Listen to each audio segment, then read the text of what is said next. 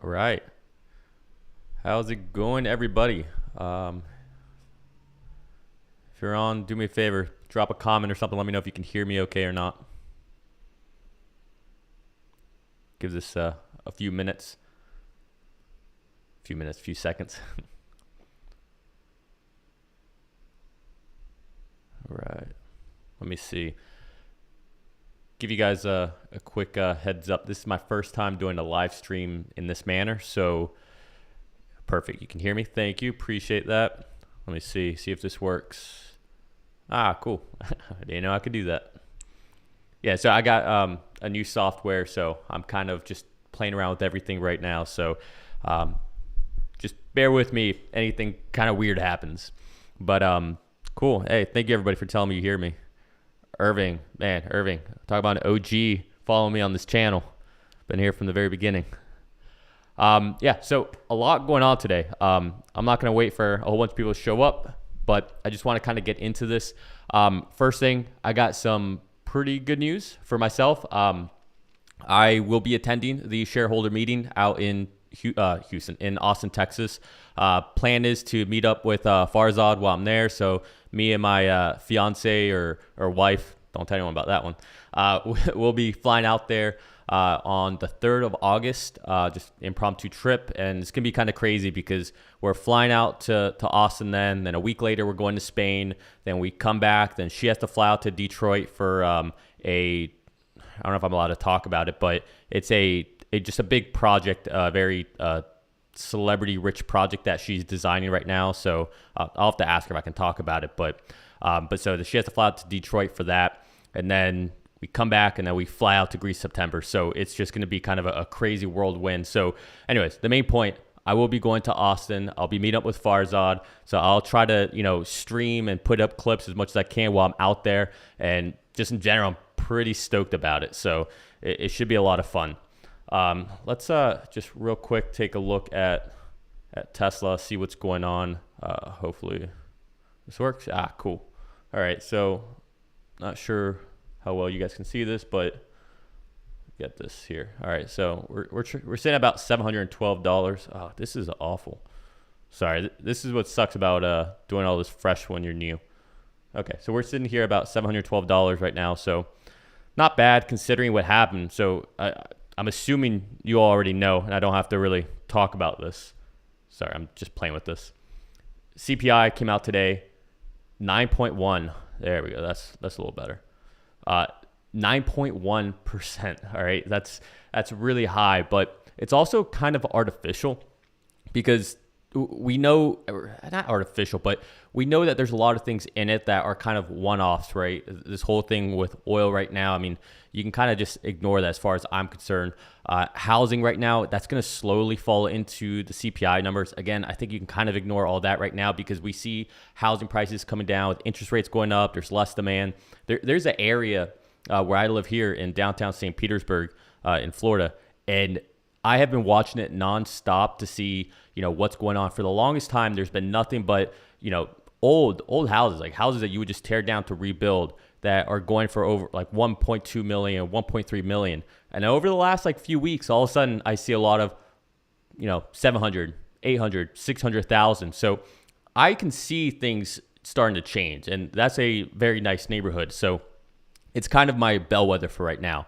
But yeah, so we'll see what happens. I think the fact that Tesla's acting like this after 9.1 print, that says a lot, right? I was prepared to be looking at like 615, 620.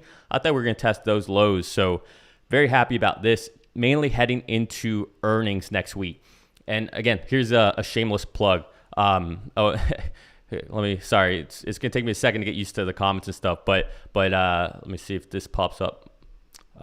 Nope, I got to stop sharing. So let me stop sharing here. There we go. Matthew, appreciate that. Yeah, I wasn't expecting to talk about that, but hey, there we go. And yes, as far as Tesla goes, I saw this one. Yeah, so agree. That's probably part of it, a part of why Tesla's kind of, up today. But I feel like there's more than that. I feel like a lot of this is because people are really starting to see that there aren't many places to go and invest, especially if you're a stock picker, right? Where are you going to go? I mean, you have your safe haven, sure, like dividend plays and things of that nature. But if you want any chance of growth, if you want any companies that have anything exciting, especially for the back half of the year, there is no other company than Tesla.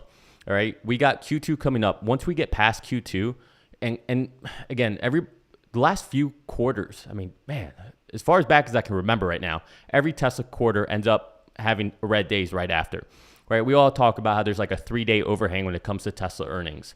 But I think this Q2 has been essentially baked in since May 1st. Since May 1st, since we've known that everything was going to be bad, I think everything's kind of been baked in. So I can kind of see Tesla acting the exact opposite of what everybody thinks is going to happen. So don't quote me on that. I don't know if that will actually happen or not, but I think it's going to be more positive than what we may think. Anyways, my first live stream like this, and I'm already like going off on tangents here.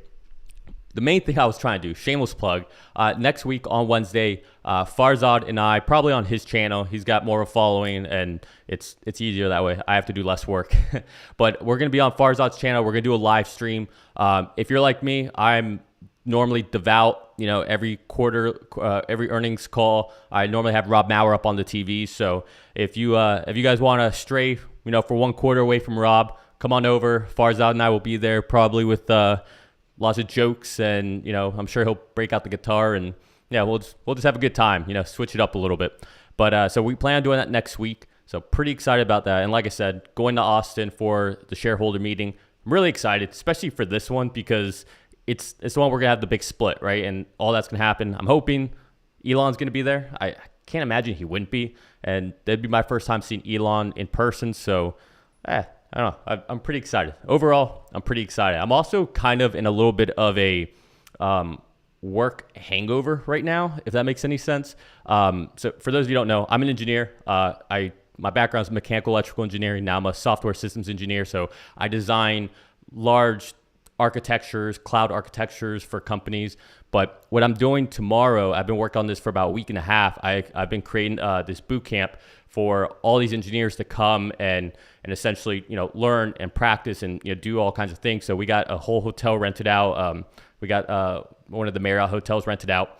So we got all this floor space, and tomorrow's the day that this boot camp goes live. So I'm really tired. I've spent literally today going through the entire boot camp for like the third time, make sure I didn't screw anything up, make sure everything works, make sure there's no networking issues, any IP issues or anything like that. So been working on that a lot. So very happy that that's kind of coming to an end. Tomorrow's like D-Day, so we can get past this and we can start having some fun with everything, with earnings and all that. But okay, let's go back to Tesla real quick. I just want to look at the charts, just see how we're doing. All right, 7-Eleven. So still, hey, 7-Eleven. That's Elon's number, right? We'll just keep an eye on that. We'll go back and forth. Hopefully, my rookiness, I don't forget to go back to this before the bell closes. But I want to go through some of what I see here. See some comments here. It's hard for me to go back and forth here. Let me see. Beware, shorts are still going to short Tesla, but that's what can cause the big spikes. Yep, I agree with that. Tesla assumed. Oh yeah, okay, cool. Oh yeah, something else. I hate talking about politics on things like this. And if you haven't noticed from my YouTube videos, well, one, they've been kind of sparse lately just because, like I said, I've been working on this other project and I got some other things that I'm working on and you'll find out about it soon enough. But politics, a lot of things going on right now with Twitter and Elon and now Donald Trump and you have Joe Biden. And all I can say is for everybody who ever sits there and says that Elon is alt-right or Elon's alt-left or extreme left, whatever you want to call it. Look, as far as I'm concerned, he seems to be one of the most pragmatic people. I mean, the fact that he's, kind of criticizing Biden, criticizing Trump at the same time, I mean, it just shows you that he's not just one or the other. He thinks for himself, he's nuanced. Anyways, the only thing I will say about all this drama with the politics and the Trump and Biden and all that is, in my opinion, and I think I've been saying this since December, November last year, or actually maybe even before, maybe it was around November. It all started with Elizabeth Warren whenever she was trying to get, Elon to pay his fair share. Whatever candidate, I don't care who you are, left, right, green, doesn't matter. Whoever I think embraces Elon, or better yet, Elon embraces, I think that's the candidate that's going to win. Like, I don't care what party, what you are. And I think even if you don't embrace Elon or Elon doesn't embrace you, just anybody who doesn't try to attack Elon, I think you're going to be in a better spot. So these people like AOC, Warren, Bernie Sanders, like as far as I'm concerned, they've torpedoed their entire campaigns before they ever started if they were trying to go and run again. And then with Trump just torpedoed his entire potential. He just literally opened up the floodgates for DeSantis to come in and win for the Republican Party, the primaries. So again, I think all of this is nonsense drama. I don't even think Elon really cares too much about it. I think he just likes to, be a meme lord on Twitter, and that's it. But anyways, that's all I want to say on that. It's honestly neither here nor there for me. Whatever happens. At the end of the day, I think if you really want to get into politics and all that, look at your local governments, your local mayor, right? Your state. I mean, that's where real things that impact your day-to-day lives happen. Besides, sad things like wars and stuff like that. Okay, we're sitting here at 7:13. We got about 4 or 5 minutes left here. FSD beta. All right, so I've been slowly putting out little videos of my first experience with FSD beta 10.12.2, latest version. I'll be putting out videos about this one because I literally spent almost 36 hours total driving. I only recorded maybe about 7 hours worth. So it's a lot of editing to go through, and I'm trying to get like good stuff, right? Like there's a lot of boring, segments of driving because it just did so well. So I don't really want to share that. I want to share the interesting things, not just like issues that happened, but more so, that was a weird turn, but it did it. Or, that was a very good, it caught that and I didn't catch that. Or, that was a big mistake, right? Those are the things that I think are the most interesting to capture and share. What I will tell you is that with FSD beta, every single FSD YouTube video you see out there, when people talk about like the phantom brakes and all that, I was one of those people that would watch this and I would sit there and think, oh, okay, like how hard can it really be braking? Nah, it's real. It is. It just doesn't come across. Even watching my videos back when I'm editing, I'm realizing, this, like, it doesn't register. It doesn't come across. I'm hitting my mic here. But it doesn't come across. And so I would say it's definitely something that they need to work on, but it's not like it's inhibiting them from solving this problem, right? It's just, to me, that's just a finesse thing. It's a finesse thing and a very sensitive nature, or cautious nature when it comes to FSD beta. All right, let me see if I can get this closer. We're about to close here. So 7:13. Okay, this isn't bad. Let's see. Yeah, about another minute here. Yeah, I like this comment. Let's see if I can get this come up. Let's see if I can move this. Look at that. I'm learning. Haha, yeah, FSD videos will get boring soon. I 100% agree. I can tell you that driving does not get boring. If anything, FSD beta makes driving more fun. Not because it's dangerous or anything, but it's definitely a lot more. It's just engaging. It's like you're playing a real life video game. It's the only way I can really describe it. It is absolutely amazing. Now, I'll tell you this. They're getting close. They are for sure getting close. Every drive I did was either 0 disengagement, 0 intervention, or 1 disengagement, 1 intervention. Every drive, every single one I did. And a couple of them, when you're in the moment, oh no, come on, stay up. Don't go down. Look at this. This is like my real life persona, say, like, no, come on. Just trying to get it to come up. Looks like we're going to close maybe 7:11, 7:12. But yeah, anyways, every disengagement you do or any intervention, like you don't really know if it was going to make a mistake or not. So it's just more of you being cautious. But man, like when you're using it, you realize this is the right approach. It's 100% the right approach. And especially if you're having customers purchase this beforehand, it's nuts. All right. So we closed, Not sure what we closed at. Looks like maybe 7-11, 14, something like that. All right. I'm not as good as this as Yashu, but we'll get better over time.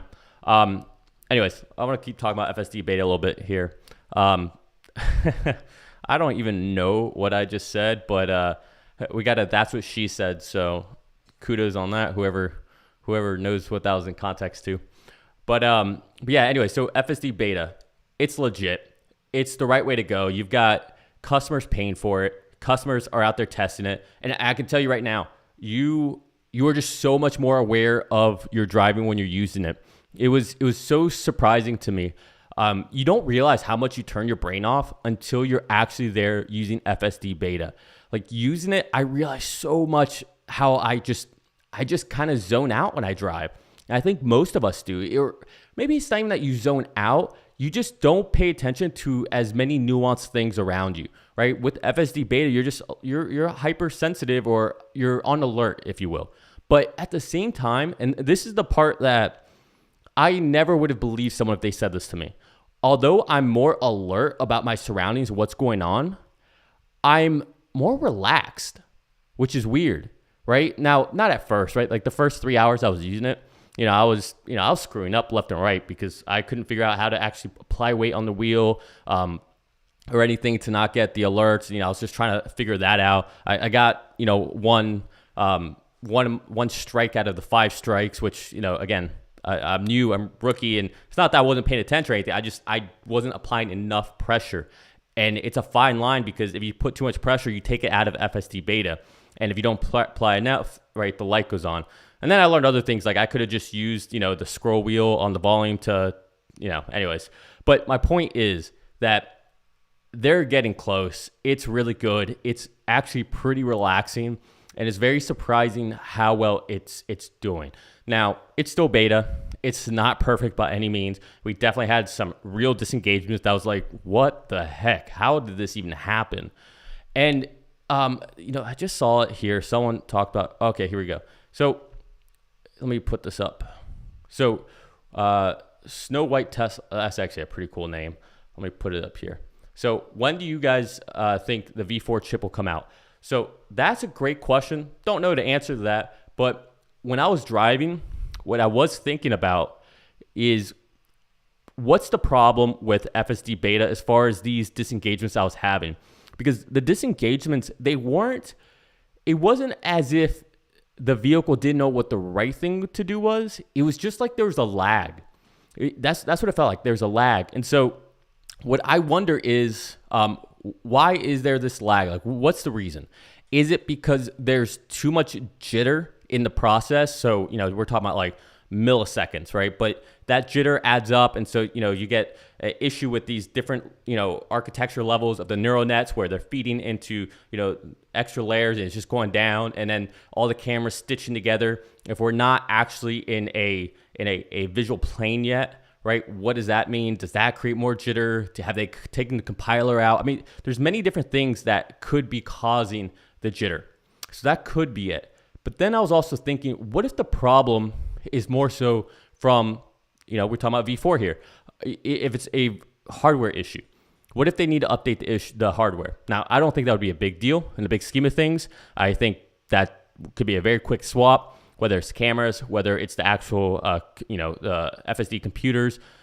But it does make you wonder. It does make you wonder if that's part of the problem. Now, Elon says it's not. He says that they're not hardware limited. So I believe him. I mean, at the end of the day, even with,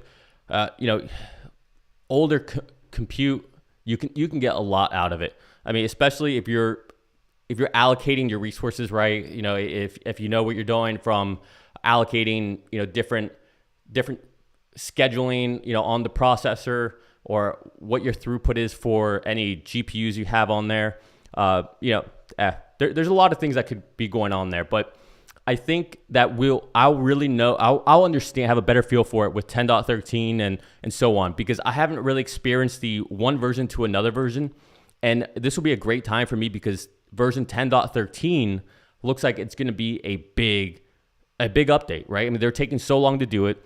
Elon says that it'll essentially solve Chuck Cook's unprotected left-hand turn, which, by the way, FSD beta does not like medians at all. I can tell you that right now.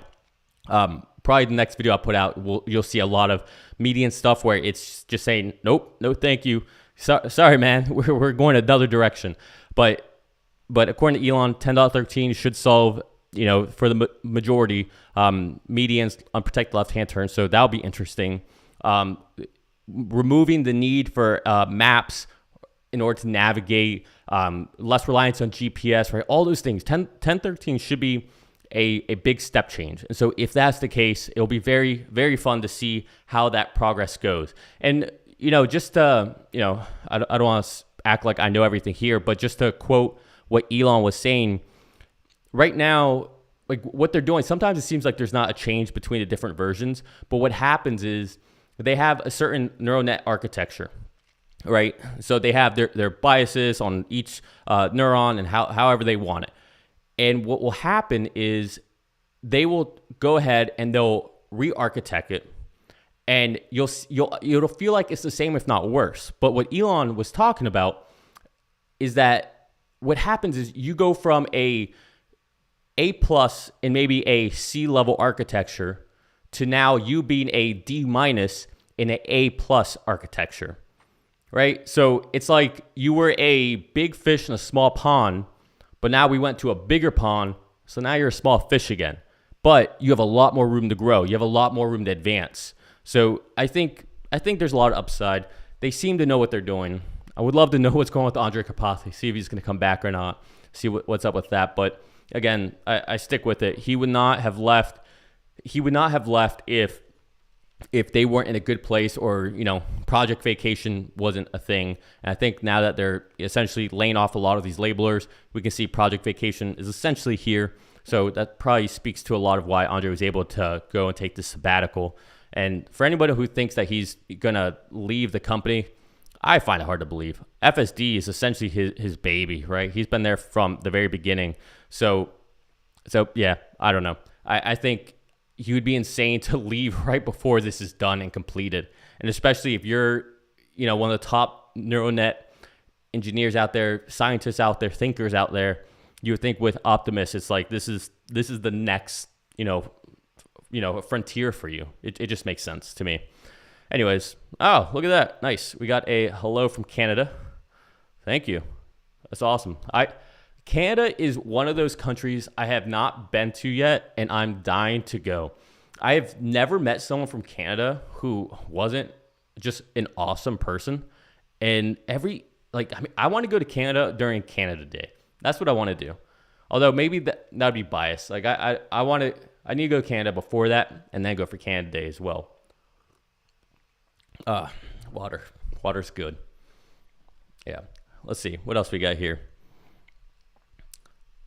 Let's see. Snow White Tesla. I've heard they are running both of the redundant chips together now. No more redundancy in order to get more horsepower. Yes, that's I've heard the same thing. So essentially what he's saying here is when it comes to engineering, anything, I don't care if it's in software, I don't care if it's in mechanical, electrical, doesn't matter. You always strive for redundancy, right? Airplanes, anything engineering wise, you always want redundancy. I would imagine even hospitals, right? Hospitals, they have their power grid that they run off of, but they also have backup generators down below, right? So at all times, you always want redundancy for everything. And so what Snow White Tesla is talking about here is in the Teslas, they have two FSD computers. And what normally, the way it would work is they actually work not as a backup standby. In other words, they don't work as in this computer is working. If it dies, then this one takes over. Instead, what Tesla has been doing is running them in tandem, right? So essentially active, with the idea if one, kind of craps out, the other one just picks up the entire load. But to Snow White Tesla's point, if this could only do, 10% or 50%, and this can only do 50%. So if this died, this takes over 100%. Well, they're kind of doing like 80%, 80%. So if one dies, it's not going to work, right? There's not that, you don't have that backup redundancy. So I've heard the same thing. I'm not sure how truthful that is, but you heard it, I've heard it. I don't know if we've heard it from the same sources, same people, but it is worth noting that they are definitely, at least from this perspective, seem to be hardware limited. But again, they're making their their own compression algorithms at this point and compilers. And I mean, who knows what kind of efficiencies they're getting under the hood that we're not even aware of. And, this may have been true 6 months ago and not true today. So who knows? I do think that we are going to need to have an upgrade with the hardware eventually. Doesn't mean they can't solve FSD beta or FSD without or with the current hardware suite. I definitely think they can. You can just tell. It's almost like you can feel it. But again, I might be biased because I feel like there's this lag, and normally you equate that with, I don't know, like computers or, any kind of virtual machine. You kind of think of CPU ready time issues, right? And so that's kind of what I was thinking about when I was actually driving. But you never know. It could just be the fact that there's jitter between these processes before it decides, okay, move forward with, with this movement, this execution, right? So if they can get rid of that jitter, do things improve? That could be it too. So, cool. Let's see. Karen, in your opinion, what is the biggest positive and negative of FSD now? Ooh, okay. Biggest positive, hands down, you're a safer driver. Not even a question about it.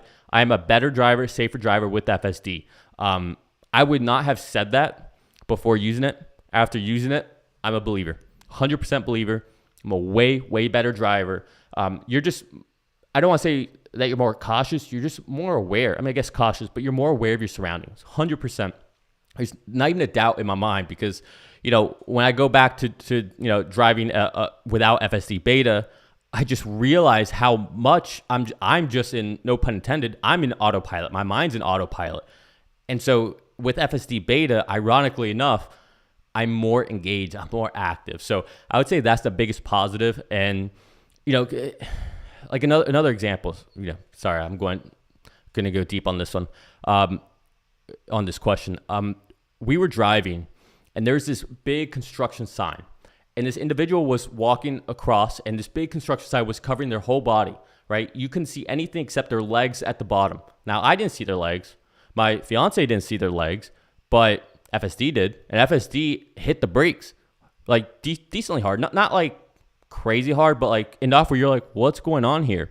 And then out of nowhere, this person comes around the sign. Now, don't get me wrong. In reality, that person was never going to cross the street.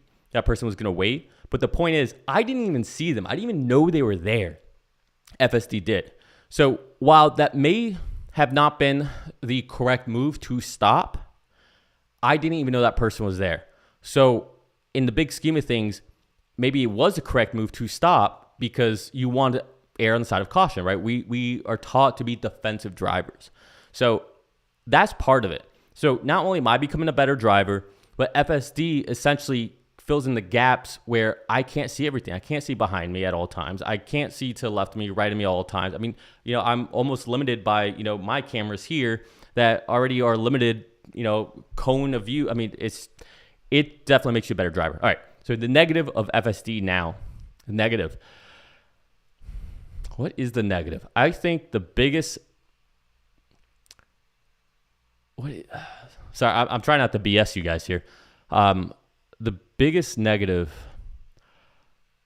I would say the biggest negative is the disappointment you feel whenever FSD screws up something that's so trivial. If you watch my last video, FSD, we're coming across like on this like kind of rounded turn and it was a red light and FSD got too far out. It was already a red light. It's not like it was yellow and turned red. FSD went too far out into the lane. It stopped. But I still had to take over because, it's like I was letting it go and I just hit the brakes. But stuff like that, it's like, man, like I don't even know how to explain this. Like this should be trivial at this point, a red light, Now, granted, I don't know all the context of what's going on behind it, why that might have happened. Maybe it was just a screw up, right? It happens. But I think those are the moments that are the most disappointing, or that's the most disappointing or negative thing is that you just feel like, how can you do all that and screw up something so simple like this? But again, it's beta. If you're expected to be perfect, then you don't understand what beta is.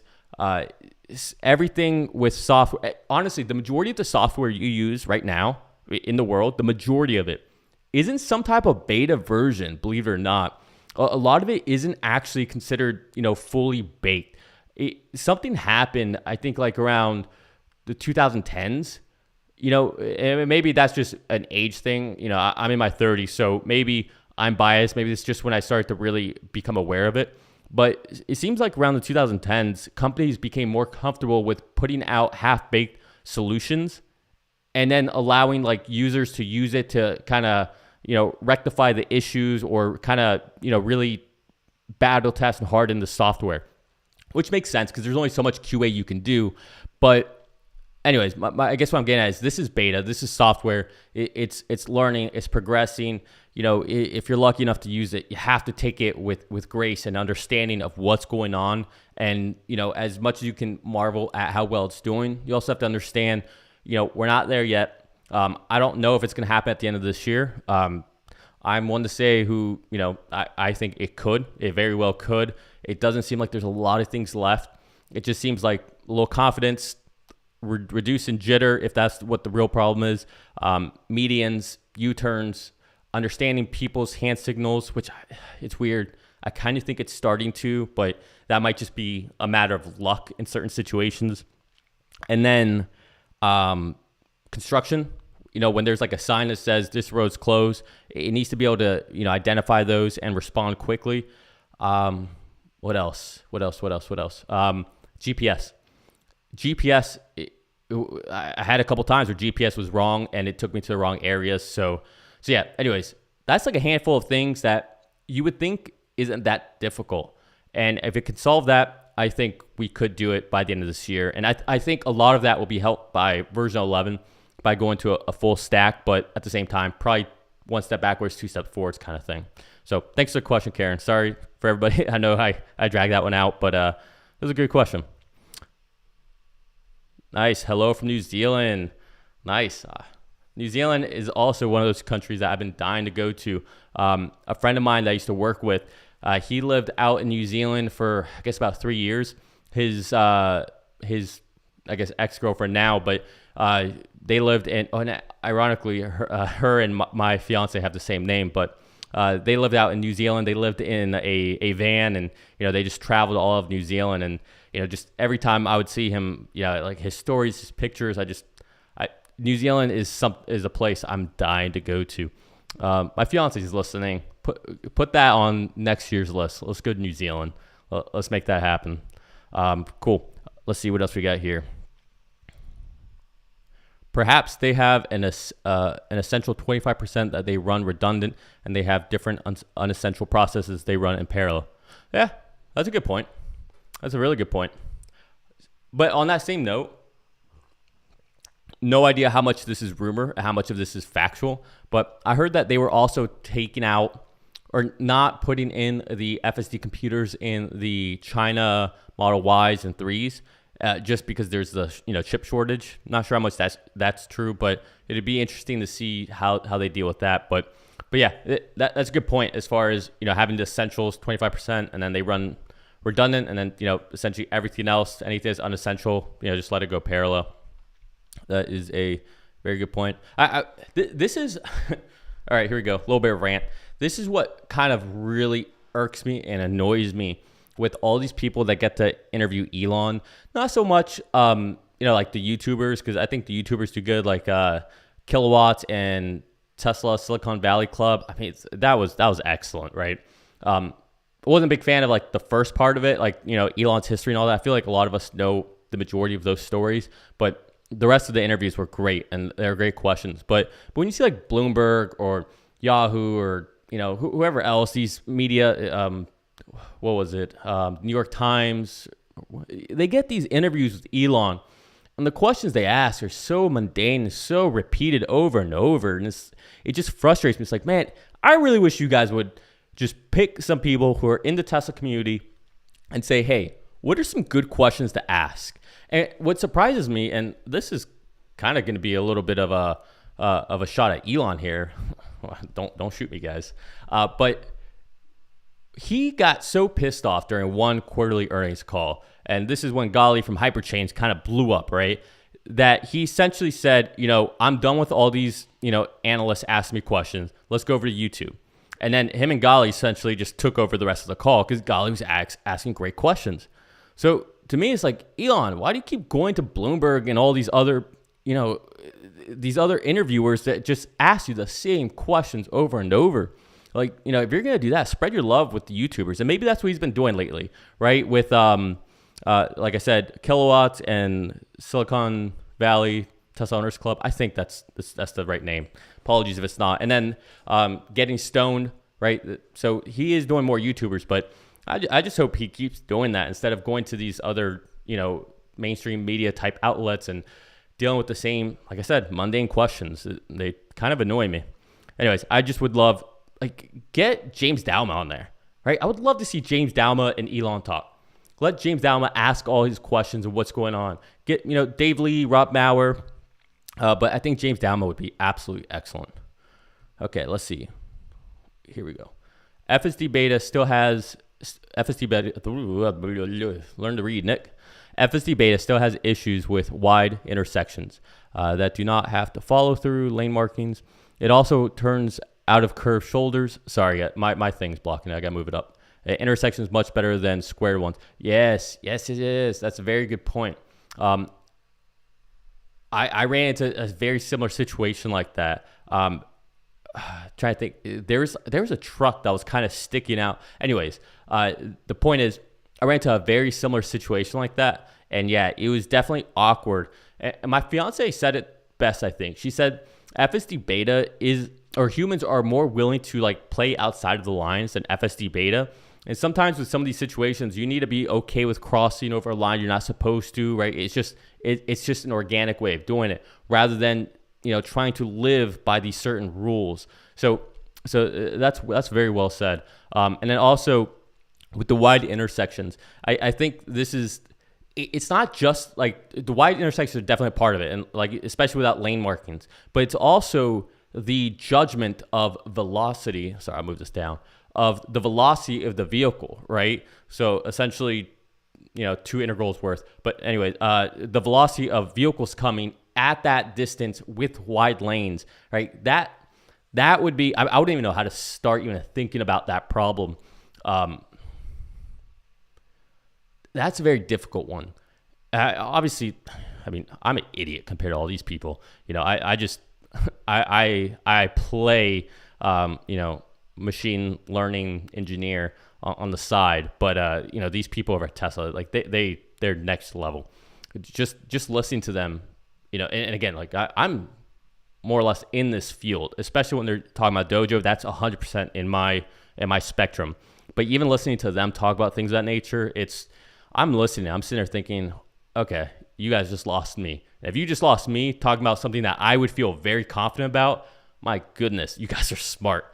It's pretty wild. But yeah, that's gonna be a big one. And I think that's what 1013 is all about, is solving those wide lanes, solving those vehicles at far, being able to determine how quickly they're approaching, so that then, because it's relational, right? If the cars are moving slower, I know I can move out and take that turn slower. But if the vehicle is coming faster, well, then I know I have to kind of step it up, put it down with the electrons and get going. Let's see. Delete those snapshots. I do not know what you're talking about now. I'm kind of scared. Do I have any snapshots I'm not aware of? Hopefully you're not talking about these behind me. Let's see. What else we got here? Tesla and BYD will dominate. Legacy Auto has nothing on FSD.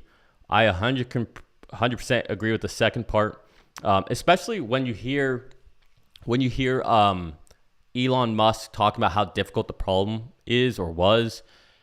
If Elon's underestimating it that much or was underestimating it that much, it makes you really kind of take a step back and think, man, if he underestimated it like this, then what chance does everybody else have? Especially when none of them are using the same approach he's using. And it's not like he's stubborn. Like this is the other thing that I find hilarious. Everybody acts like Elon's stubborn. He said that cameras are the way, so that's it. End of story. But I call BS on that. He's not stubborn at all. He was willing to scrap everything, do a rewrite, and then move forward. So essentially, like when you were back in, in school, you're working on a math problem and you're sitting there, you keep erasing, trying to figure it out, keep erasing. Next thing you know, your paper's a big mess. When you really should have just grabbed that, thrown it away, got a new piece of paper, start fresh. And that's what they did. And that's why they seemed like they were so behind for so long, but instead they were doing what they needed to do because they learned quickly about what Elon always talks about, right? That kind of logarithmic curve where you end up getting into those local maximas and you think that you're making good progress until you realize that it's just, a trailing, line of, minuscule improvements. So I think that's where everybody else kind of is right now. But hey, it hasn't been solved by anyone yet, so it's still anyone's game. And BYD, I think BYD is going to be really good. I think there's going to be 2 or 3 big Chinese players. I think it's going to be Tesla here, obviously, Tesla in Europe. I could see Volkswagen lasting maybe, but I'll tell you, I don't think any of the Volkswagen vehicles look good. I don't even know what the point of rooting for them, to be honest. I mean, it's good to root for electric vehicles, but what I'm saying is, like, as far as, wanting to, hope that some of these companies last, Volkswagen, I don't think they've made a compelling product aesthetically for me. So I don't really care too much about them. Xpeng has, BYD has, NIO has, Tesla obviously has. They all have sexy vehicles, all of them. That's not a pun either. But to see what Volkswagen comes out with, it's like, I don't know, man. And then Ford has, I think, lots of problems, but they are at least taking proper steps. And I think they will be fine, but I think they'll be a niche player. I think they'll be pretty much just big when it comes to trucks. And maybe the Mach-E survives, and then maybe they make like a version of the GT that's electric. But I think the days of Ford being one of these top players, I think those days are essentially over, and you'll see that happen faster and faster. GM, I'm sticking with my prediction before 2022, which so far I don't think any of my predictions have been right. But in December, I think 28th of 2021, I predicted that by the end of 2022, Mary Barra would not be the CEO of GM. And at the rate things are going right now, is maybe it doesn't happen in 2022. Maybe she gets kicked down in 2023.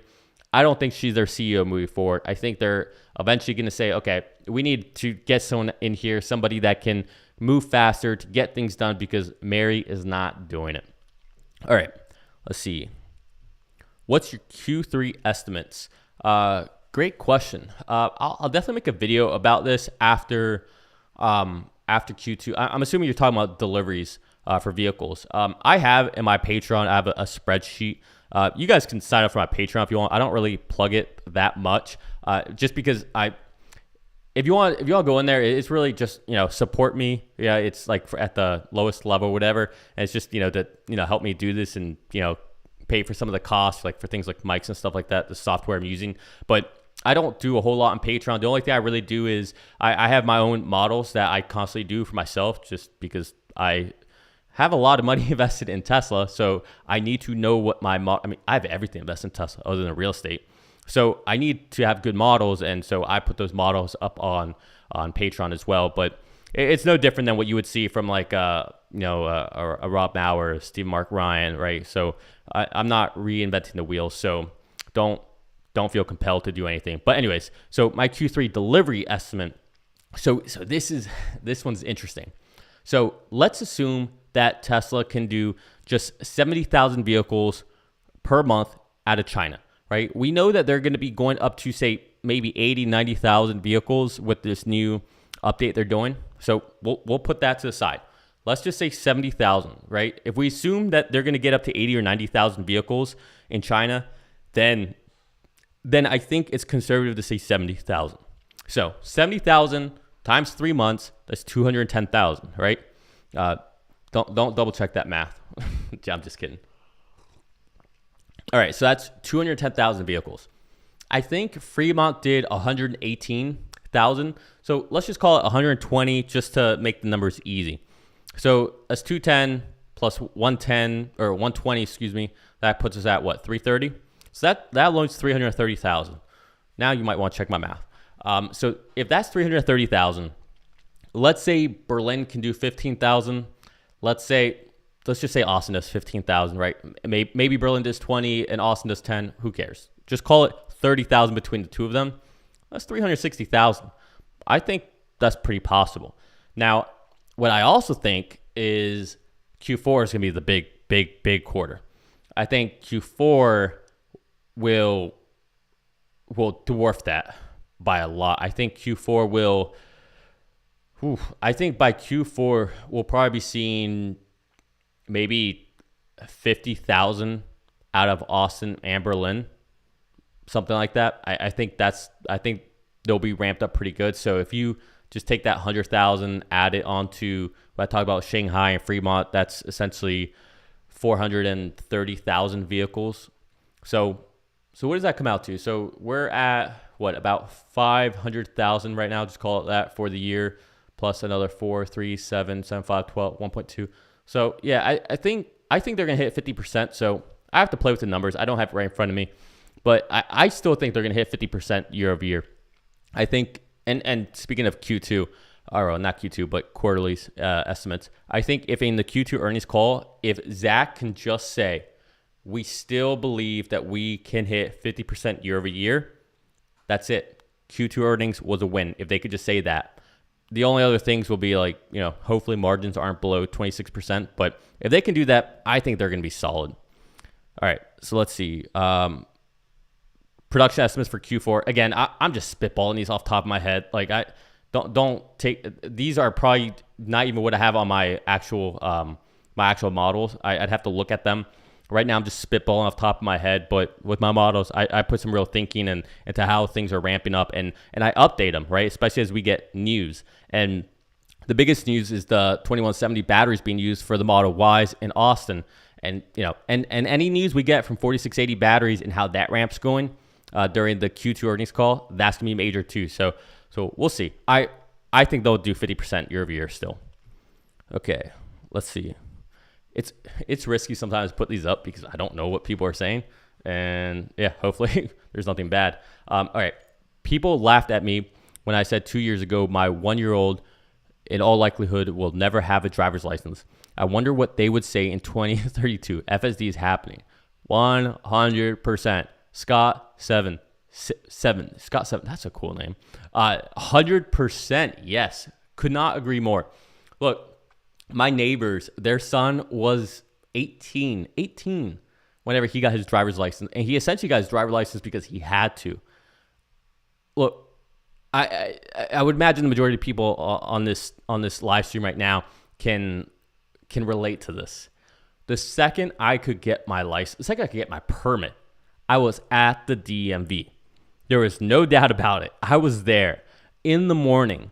Same with my license. The second I could get it, to me, I think to a lot of us, getting your license essentially represented freedom, or this next evolution in growing up in adulthood. I think nowadays that's kind of, I don't want to say it's gone away, but it's already, I've already seen it, like I said, with my neighbor and their son. I watched him grow up since he was 12 to he's now a chemistry engineer major at Florida State University, and he's going to his junior year. And he waited so long to get his license. So if that's the case with, just new technology and software innovation like a Uber and a Lyft, to Scott's point here, what happens when FSD becomes legit, right? I'm telling you right now, it will not take until 2032 for FSD beta to be ready. Like I said, I experienced it for the first time. You could argue that the first time you use it is the worst time that you use it because it's when you're most not trusting of the software. And I'm telling you, just with that, I mean, mind you, I just put a lot of hours in on it, but just with that experience, it's not going to take, I would say at most 2 years. At most. I mean, I would think they really hit some roadblocks. Again, no puns intended here. So I think Scott is on the money with this. And Scott, it's all right. I got laughed at maybe a year ago when I was telling, my neighbor again. I was telling him and a colleague of mine that I work with, I was telling them, just wait. 2025, you'll see companies like GM, Ford, they're not going to be around, or they'll be shells of themselves, or they'll have been bought by other people. And they laughed at me. Now, what do we see? What do we see? Every automaker is essentially declining sales, and Tesla is the only one that's really gaining market share. And the whole narrative of, yeah, well, Tesla doesn't make a lot of vehicles, so it's easy to have these high year over years. Well, that narrative is quickly going away because Tesla is getting to scale. It's not going to be long before Tesla is the largest automotive company in the world by deliveries. So great point, Scott. Let's see. Chet's a cool name. I'm like literally the thoughts that go in my head, I'm just saying them out loud right now. FSD will be happening 2024, 2025, no doubt. Viva la Tesla. Bring on the 3 S curves. Oh, hell yeah. Love it, Chet. Well said. Let's see. All right. If you don't mind, how many shares do you have in Tesla stock? If you don't want to talk about it, I understand. I just want to know how many shares I need to live the good life like you. Thank you. Okay, yeah. So I don't like to, there's a certain amount of anonymity I have to take into context because I am still employed, right? I still work for a company, so that's part of it. And I don't talk about my YouTube channel with other people, so I try to, you want to keep some kind of barrier there. But I also have my fiance, my wife, to take into account. She has her own levels of security and personal stuff that's out there. Her parents might watch this, her family, whatever. So there is a certain level of discretion I try to keep when it comes to this channel. Whereas if it was just me alone and I had nothing else to worry about, I'd say everything. I don't care. I'm an open book. I'm one of those people who think that you should always talk about money, whether it's your jobs, your salary. I think you should always talk about it because knowledge is power. And I think having companies have this ideology or this mind think over us, thinking that, you should never talk about money, you should never talk about your salary.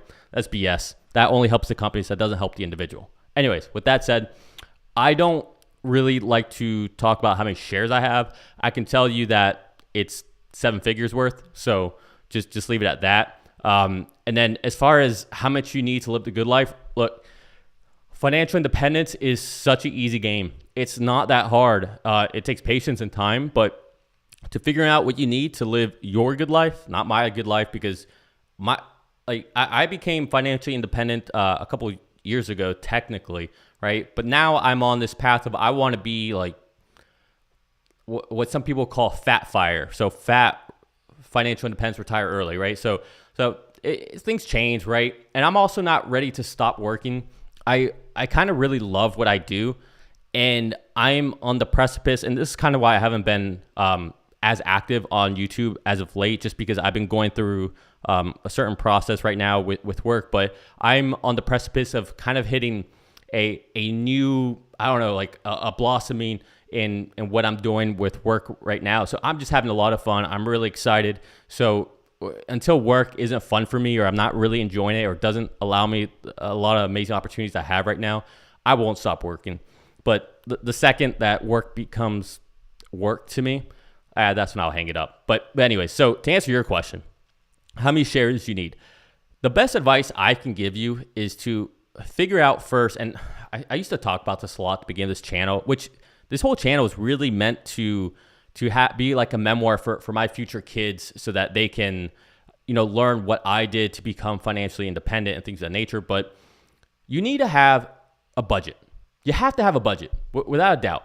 Once you have your budget, and I don't mean a budget where you say, okay, well, this is how much I'm going to spend on groceries. This is how much I'm going to spend on my rent or my mortgage, all that. You need more than that.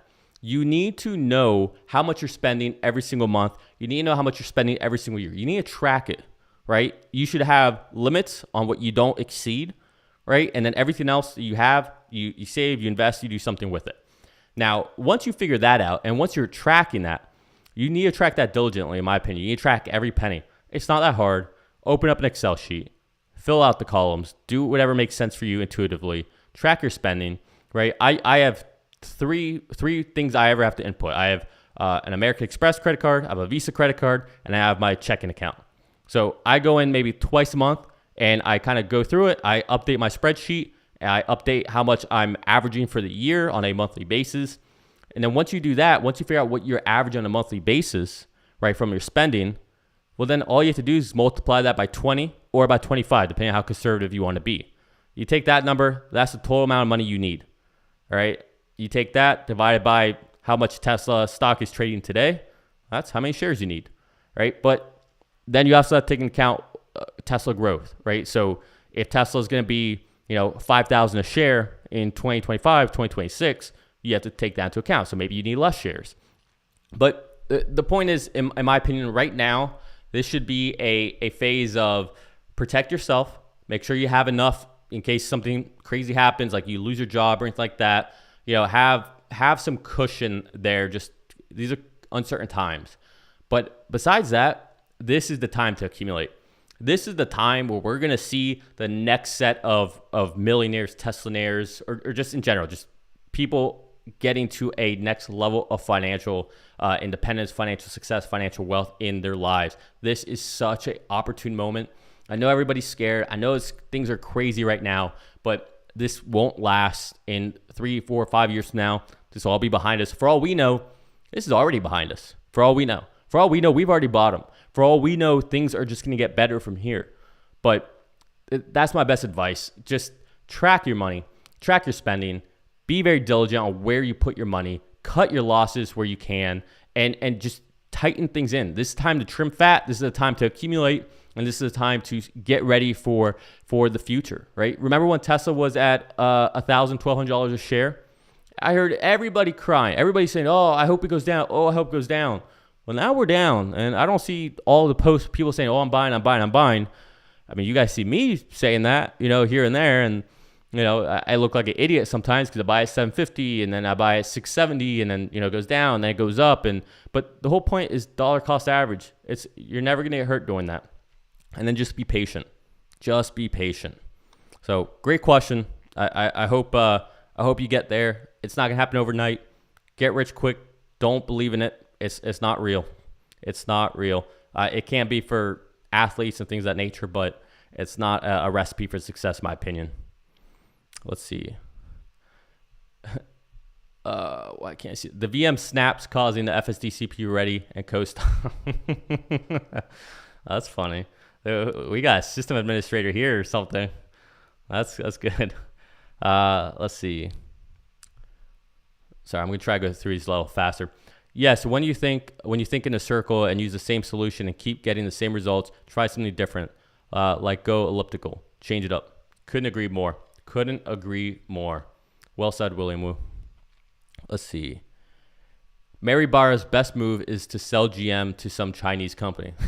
I think she already did that. I'm going to assume that this is kind of a jest or a joke. So that's funny. Let's see. Q2 estimates for profit and revenue.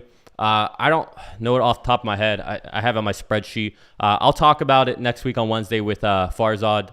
For anyone who was on before, we're live streaming the earnings call next week. So stay tuned for that. We'll probably announce it as well. He already announced it yesterday, but we'll put something out talking about it so you guys can set a reminder. But hopefully we see you guys there. If not, no worries. But it'll be a good time no matter what. But yeah, I don't know the numbers off the top of my head, so apologies. And I'm not one to just BS. All right, let's see. William Wu again. Having Ford for 90 years doesn't guarantee that you will be around in the future. Change is important. Yep, I agree with that. You see that all the time, right? I mean, Sears. What happened to Sears? Sears went away. Blockbuster went away. Nokia. I guess Nokia might still be around, but Nokia, Motorola, if they're still around, they're not what they were. It's really hard for incumbents or legacy companies to stick around. If anything, they all just become Me Too companies where they try to buy their innovation, and that doesn't go well. I mean, again, literally, quintessential. What do we see GM doing? Well, they bought Cruise. Right. What else do we see GM do? Well, they invested in Nikola and Lordstown, and Ford invested in Rivian. I mean, it's what these companies do. When they don't have the talent, they try to buy their innovation. Let's see. I agree. I think Trump hurt himself badly with his Elon comments. Better to find his feelings out now. Yeah, DeSantis will benefit from this greatly. Good on him. Yeah, I agree. Like Trump made the big mistake that Biden made. Like if Biden would have embraced Elon, and if Biden would have not done everything he did with the second set of stimulus checks, we'd be in a whole different situation right now. Right? At least I think we would. And also this whole Ukraine-Russia thing, it's dragged on way too long. I'm also surprised China hasn't stepped up in that situation. China could have made a huge step to becoming the peacemakers of the world and trying to settle that out, and really made us look foolish. But I feel like that's a missed opportunity for China. But I agree here. If Trump wouldn't have said anything, if he wouldn't have said anything about Elon, this probably would have ended up being a Trump ran primary and DeSantis sitting on the sidelines, I think, maybe.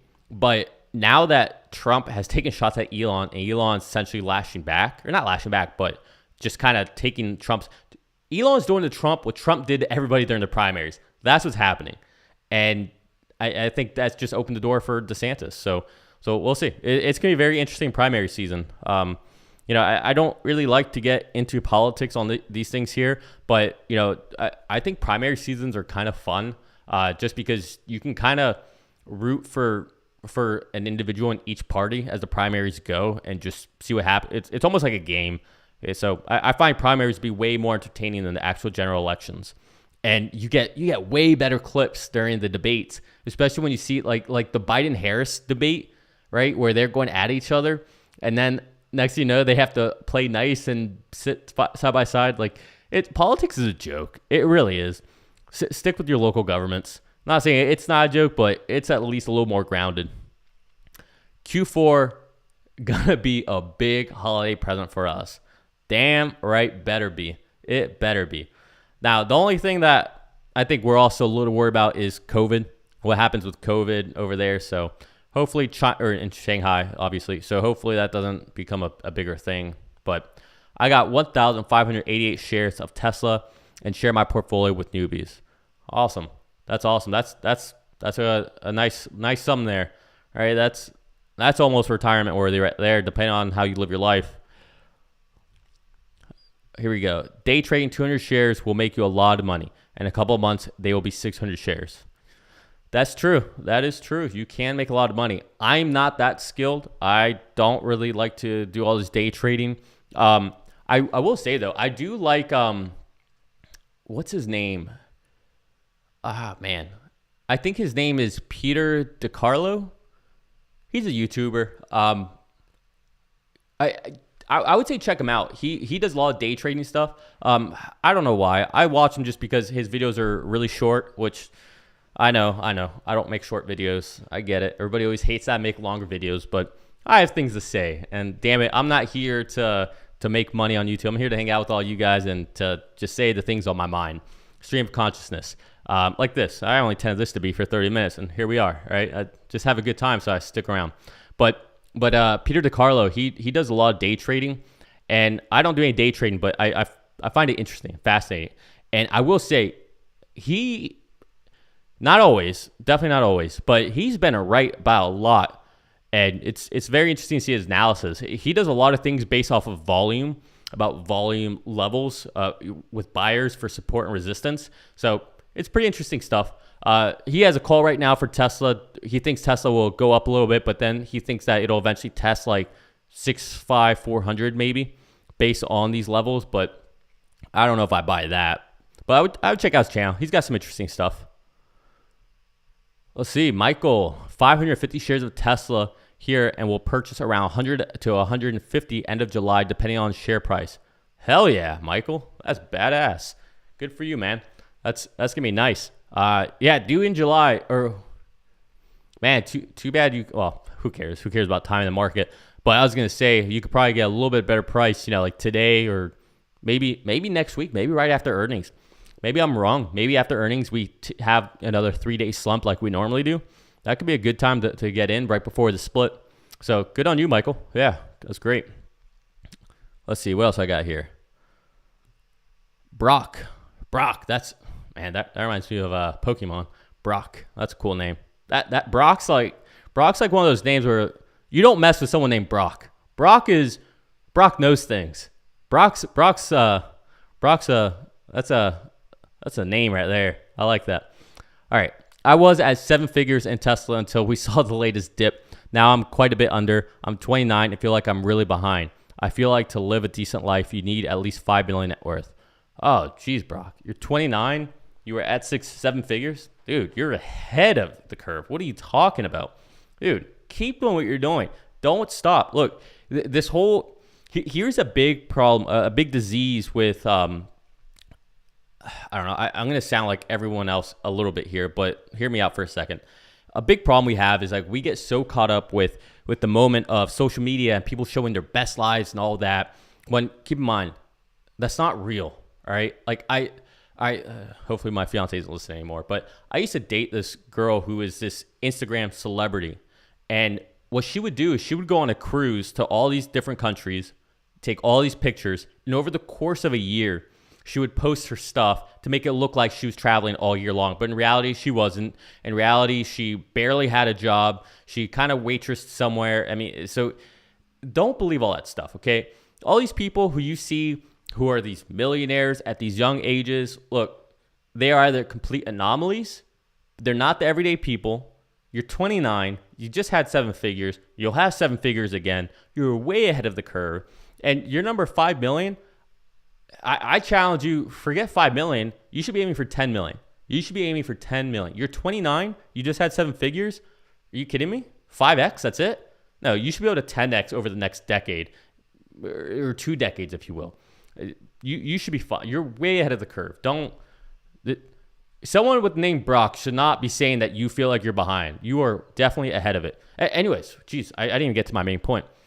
My point with all that about people showing lives on how they are, look, your net worth at its peak should not be what you have up here for what your net worth is.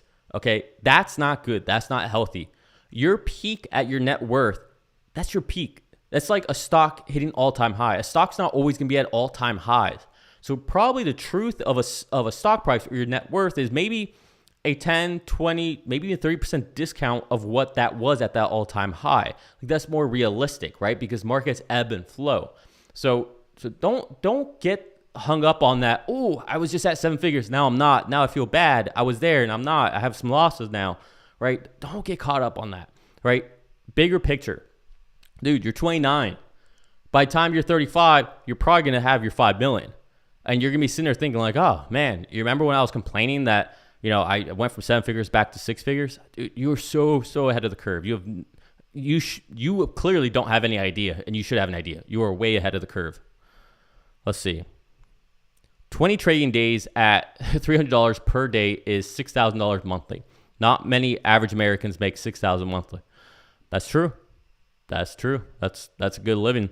That's what, 72,000? 72,000 a year. I guess if that's short term, you probably have to pay short term capital gain tax on that. But yeah, no, hey, that's good money. I wish I could do that.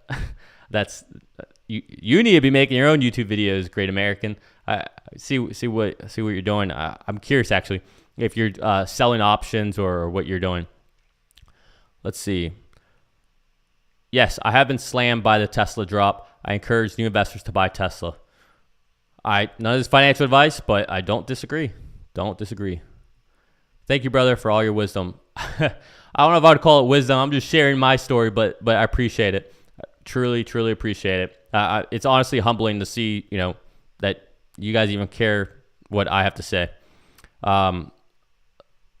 This is funny. You never have enough. That's true. Hopefully you have enough with your consumption, but as far as accumulating assets, I agree with that. You definitely never have enough.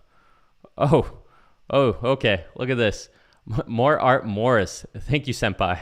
So this is a former, well, I don't want to say former. He'll always be one of my mentees. So shout out to Santiago here. He's really good guy. Really smart guy. He's background in electrical engineering. Smart individual. Let's see. Nokia Motorola's main business is infrastructure and networking hardware now. Motorola do still sell new Android phones, but nothing like the scale or market share they used to have. Yes, I remember I owned Motorola stock back in, what was this? 2010, 2009. And I remember when Motorola split up into two companies. I think they had a mobile division and a radio division. And yeah, I remember that like it was yesterday, because I thought, oh, this is the greatest thing ever. It's going to unlock all this value. Whew, that was mistaken. That did not happen at all. But yeah, no, that's great. Let's see. When trading experience breeds expertise. That's well said. Let's see. DCA or wait for looming drop. Yeah, this always becomes the main question. Do you wait thinking things are going to get lower? And then here's the thing. I would rather go ahead and just buy and risk it going down, because I'll tell you a secret. I'm the worst, absolute worst. Every time I buy something, it goes down. Like almost like clockwork, right? It's like it never just goes up. Eventually things go up, but it seems like I just always buy and things go down, and it just is what it is. So I believe in discount dollar cost averaging. If you wait for a looming drop, what happens if that drop doesn't come, right? Like then you just feel kind of crappy. And on top of that, what are you waiting for? Like for what? Like where's the real gain? Like say you're gonna buy 10 shares like, of anything. We'll just say Tesla, but say you're gonna buy 10 shares. Okay, so let's say it has another $20 drop. All right, like really? Is that really that big of a deal to you? Like, what are you buying for? To get, like, where do you think the price is going to go? Because if you think the price is going to get to $2,000, $3,000 a share, then who cares about that $20 differential? That's meaningless. That's a rounding error at that point. So I think dollar cost averaging is the way to go. And anything else, you just have to think about that. Where do I expect it to go in relation to the deal I'm trying to get that may be wrong? It's that's kind of my mentality of it. Oh, here we go, Brock. Don't get me wrong, lots of gratitude here for sure, but 20 million after taxes by 40 is the goal. I just like to be at 3 million today. I was at 1.5 mil back in November. Brock, man, you're doing all the right things. That's all I can say. And yes, 20 million by 40. That's awesome. And I wouldn't really worry about after taxes. I mean, 20 million, right? Like it, 5% rule on that. I mean, like you're, or 4% rule, whatever you use. I mean, you're gonna be doing well with that. And then especially if you withdraw under the 500,000 a year, then I think you'll still be under the long-term capital gains. So you're in a good situation, man. Like, congrats. Like, good for you, brother. That's really great. Let's see. I'm the same, buying at the worst time. Yeah, I mean, there's very few people who buy at the right time, and it's inevitable. It's like, you'll go ahead and you'll buy in the morning or in the afternoon, and then it's like the second you buy, it's like, well, that was a trigger to the market. Well, Nick bought. Let's let it go down like 15, 20 cents or $2. Like, yeah, of course, why not? But, I would say over the long term, I mean, it's all been up in the right for me. Let's see. The goal is to split my time between where I live now in Scottsdale and Lake Tahoe. Both those places aren't cheap, and obviously I have ambitions for a future family. Also not cheap. Laugh out loud. Yeah, my best friend Greg, I had him on here once. He's an intellectual property attorney out of San Fran. He loves Tahoe. He almost wants to move there, but instead, someone persuaded him to come over here into the good side. But yeah, no, absolutely, it's definitely expensive out there. And that's a great plan, man. It's good that you're thinking about your family and those costs. That's all important.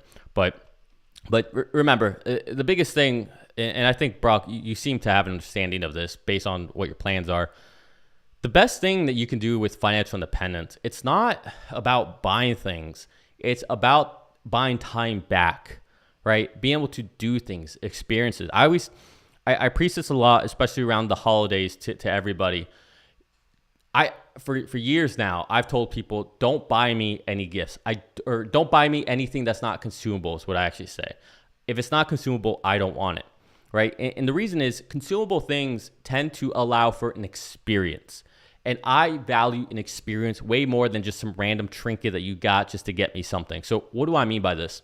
Well, you get me concert tickets to something, that's an experience I'm going to remember, right? Like there aren't many days in your life that you can actually vividly remember, right? You remember certain big moments like a concert, a wedding, a prom, a homecoming, your marriage, the day your child was born, you broke a bone or something. Like you remember certain days, but there's a lot of days you don't remember. So if I can create a memory for you, or you can create a memory for me, that's impactful. Or it doesn't have to be anything like that. You could get me, 2 big boxes of Colgate toothpaste, and I'll love that because every time I use that toothpaste, I'm going to think about you every single time. It's inevitable. My fiance's parents will do that. She'll give us a gift card for one of our favorite restaurants here. And I love it because every time we go there, I use it. I think about them. I'll take a picture and I'll send it to them. And it's like they continually get this thank you from us, but and showing the experience that they're giving us, right? What they're providing us. A nice bottle of wine. Like these things go so far, in my opinion. So to me, the idea of financial independence is really about getting time back and having experiences and good conversations and traveling. And if you're going to be a parent, being able to be there 24/7 for your kids, that to me is really the point. It's, besides enjoying my house, I don't really care for buying things. Like I don't spend really a lot of money on clothes or anything like that. I don't buy a lot of things. I mean, you can kind of tell I'm kind of a minimalist as it is, but as long as I have a nice place to live, that's all I really care about because we spend the majority of our time here. If we're gonna have a drink, I actually rather have a drink here than going out and paying for an overpriced drink. I love making cocktails. I mean, I have special wood I burn. I like smoking glasses. I've gotten really into bourbon. So we just enjoy our time together.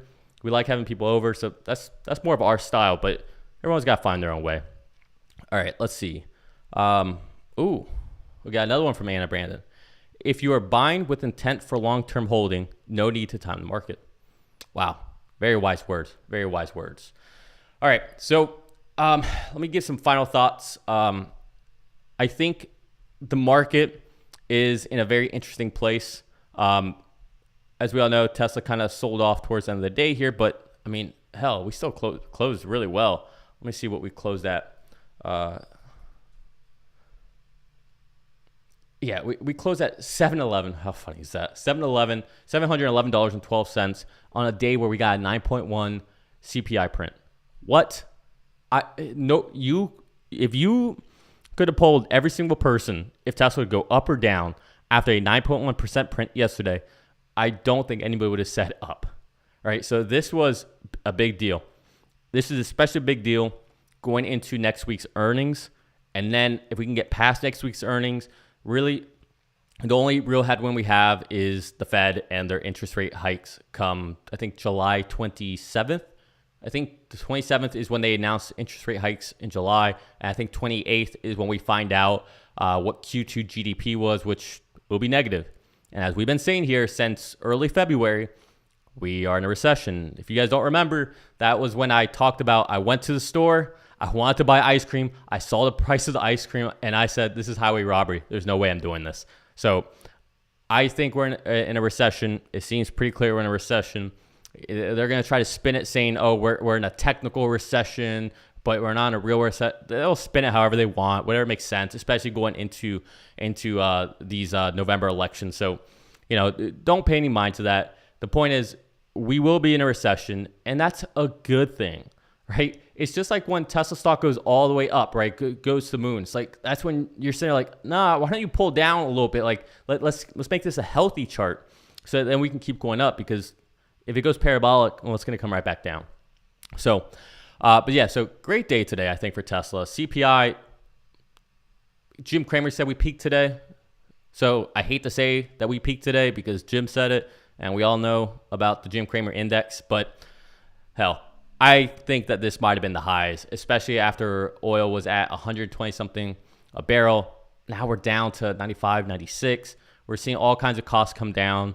We still have to deal with housing and real estate and rents coming through, but man, I think we're starting to get to the other side of this. I think the Fed will probably stick with a 75. Maybe they'll go one, but I think they'll stick with 75. They'll probably do 275 basis point rate hikes, and I think that'll be it. So those are kind of my loose predictions. But all right, we're going to leave it there. I've been going for a while here. I can rant. I could talk for quite some time. Oh, we got one more here. Sorry. No way I can not get Steven here. Fortunately, Teslas aren't made of ice cream. Yes. That's a very good point. Well said, Steve. That is a very good point. Yeah, I can tell you right now, I definitely have no objection on spending money on Tesla shares. I don't apply the same principles as I do with ice cream. But again, it's not a consumable, so I don't mind because I can hold it for a long time. All right, cool. So on that note, I'm gonna leave it there. I can talk forever. Apparently, it's my secret power here. Don't forget, next week earnings call. Far as I will be having a live stream, so check that out. If you want, like I said, I always watch Rob Maurer. So if you watch Rob Maurer or anyone else, like, I don't blame you. But if you want to change it up a little bit, see something a little different, Farzad and I will be hosting it. So keep an eye out for that so you can set your reminder. I guess lastly, if you're new to the channel, thank you for watching. Do me a favor, hit the like button, hit the subscribe button if you want it, if you want to. And with that said, thanks for watching. I love you all. See you guys tomorrow. Peace.